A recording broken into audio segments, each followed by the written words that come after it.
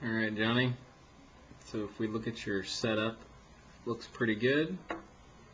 Camera angle's not perfect. You're probably aimed sort of in this direction out here. Nope, there's a bad line.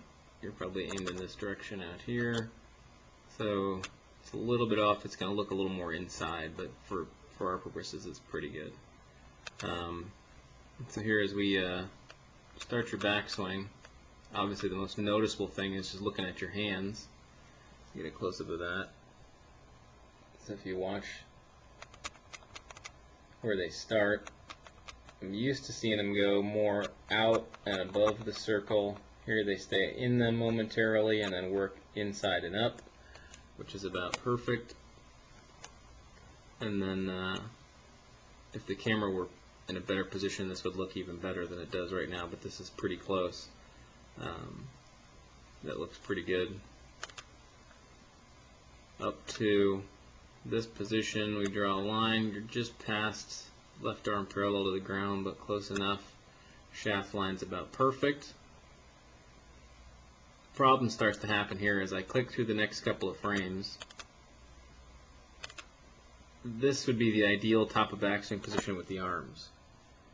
Ideally you'd have your arms in about that position, but because you don't have any wrist cock at this point, you've got to now figure out how to get the club to finish its move in the backswing. So it makes that move arm left, arm left, arm left, arm left.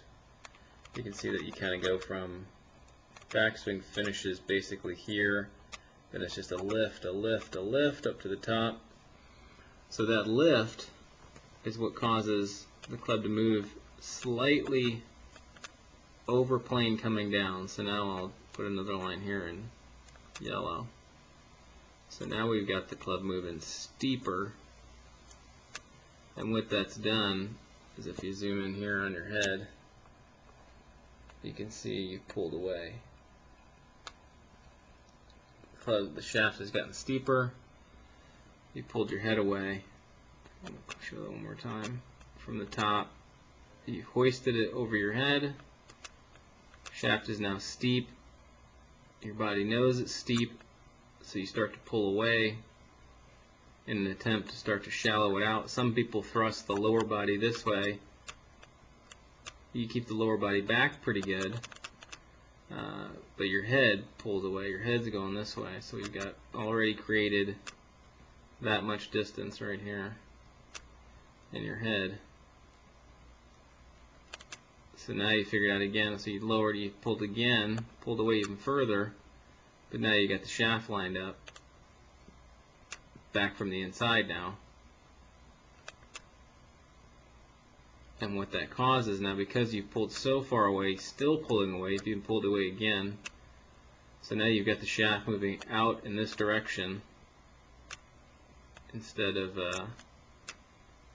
moving sort of back on the shaft line, back to the inside, or at least, you know, somewhere reasonably on the shaft line. Let's see your hands closer to this box and everything working more in this area.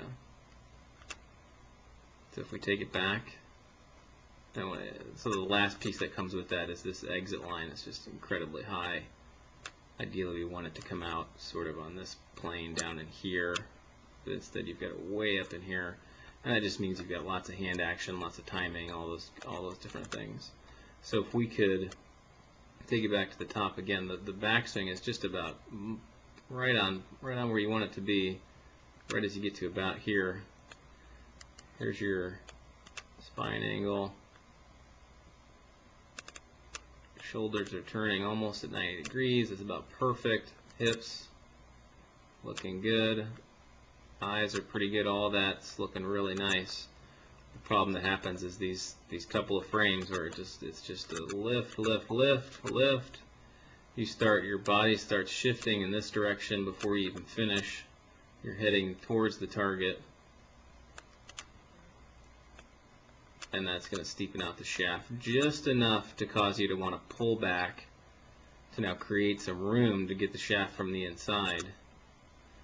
You're definitely from the inside, but what it's done is it's slowed your body up. See, your shoulders are completely closed at this point still. Hips are very, very square.